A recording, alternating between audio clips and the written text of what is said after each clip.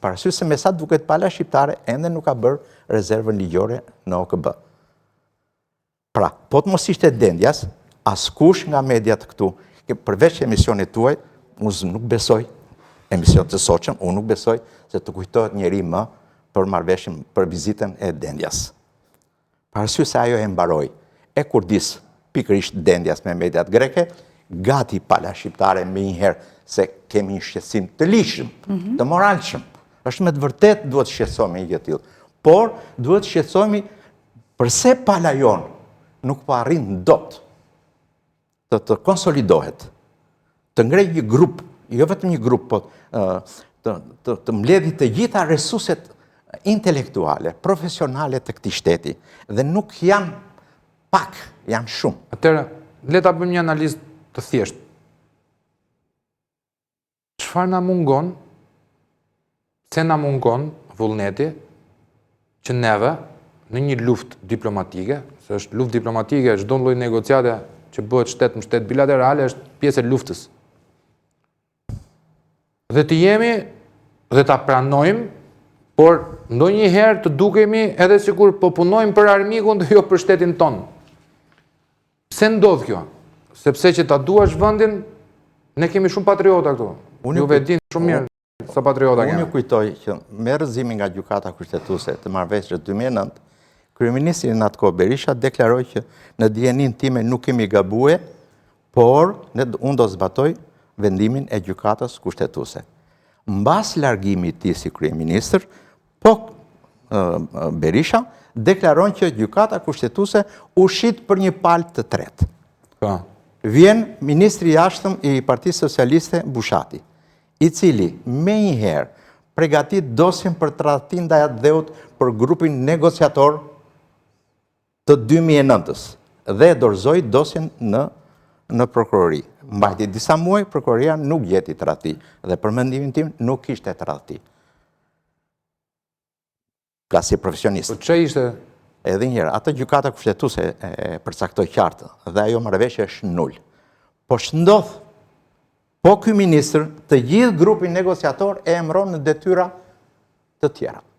Madje ministri sot i jashtëm ka qenë emërohet ambasador në OKB. Normal, din vet ata të gjë. Tani kalojnë disa ministra të jashtëm përsëri. Filloi Bushati me ministrin e jashtëm të Koçias. Koçias e filloi do t'ju afrojmë palës shqiptare një variant të pakundërshtueshëm. Madje domethënë tepër miqësor, u duk lajm i mirë dhe faktikisht u futën në një farë mënyre bisedat për ndarjen. Unë shikoja që profesionistët ishin më të qetë. Unë kam bashkë biseduar se e kam ndjekur këtë, unë e kam kauzën e jetës profesionalisht, po edhe si shqiptar i zakonshëm. Pra, u futën braz, filluan bisedimet. Kishte problematik, por ishin përmirësuar dhe baza ligjore e jona. Pra, ishte vënë përsëri ligje kufirit. Ishte vënë përsëri vija drejt bazë. Nuk harrohet i deklarata e Koçias në parlamentin e tyre kur thotë që ne nuk dim gjë, se s'kemi bërë rezervë ligjore, që Shqipëria ka bërë vijën e drejt bazë dhe ata kanë përfituar mjaft territor nga ky ligj, i ligjshëm i joni. Por vazhduam përsëri që s'kemi patur ligj për kufirin. Hajtë fillojmë nga e para, madje ngushtica Korfuzit duhet ndarë nga e para. Ngushtica Korfuzit ka qenë ndarë 400 vjet përpara, zotëri. Kur s'ka qenë as Korfuzi i Greqisë, as pjesa tjetër e Shqipërisë. Kanë qenë Perandoria Osmane, këte Italia, Franca, domethënë kanë qenë, nuk kanë qenë, mbas 1920-s filluan që Korfuzi i Shqipëri, më falni, Greqi dhe pjesa përballë Shqipëri. Pra, si ka mundësi që forcat ato fuqitë e mëdha mos e dinin që ngushtica Korfuzit ishte ndarë. Hajta ndajmë nga e para prapë. Ku është interesi se është interesi për të imponuar. Parasysh se Greqia ka një sistem shumë të çuditshëm. Nuk e njeh protokollin e Firencës. Dhe nga që se njoh unë protokollin e Firencës, as ju nuk ju njoh. Nuk e njeh konferencën e Parisit. Nga që se njoh unë edhe ju, hajde ta fillojmë ta bëjmë nga e para. Jemi dy shtete që aspirojnë. Po Hagën e njeh? Cilën? Hagën. Tani, Konventa Montego Bay, zonjë, ka përcaktuar përveç se është kthyer tashmë një ligj ndërkombëtar, ka përcaktuar edhe gjykatën e vet. Është gjykata e Hamburgut. Pra, ato pretendime që ka për ndarjen e detit mund t'i drejtojmë gjykatës së Hamburgut.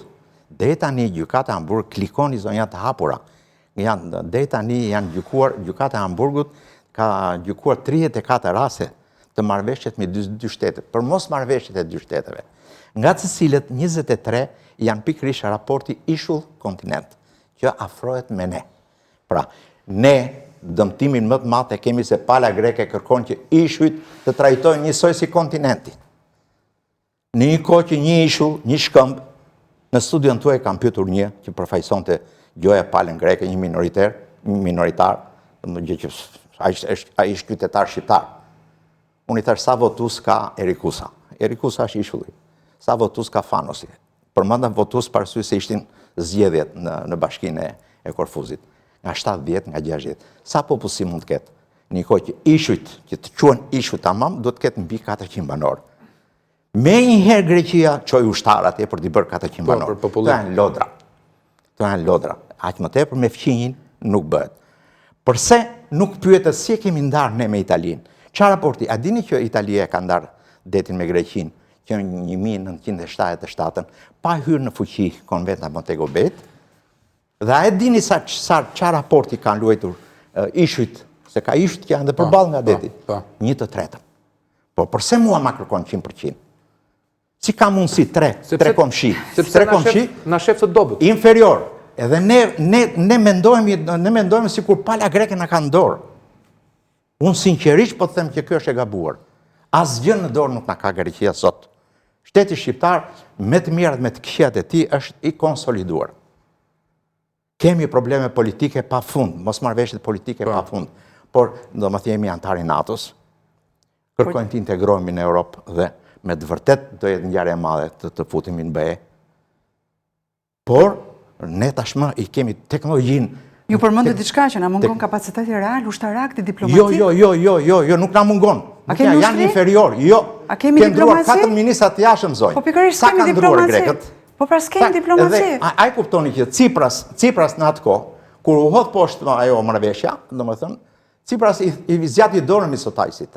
Meqense ne pasim gabuar ta, unë do të bashkohem me ju që deti me Shqipërinë ta ndajmë në mënyrë sa më me interes pozitiv për Greqinë. Por se ne nuk grupohemi dot ne këtu. Këtë po kërkoj. Flas në linjë speciale. Në profesionalizëm, me akademik, i kemi të shumt, por që trembet për një vend pune.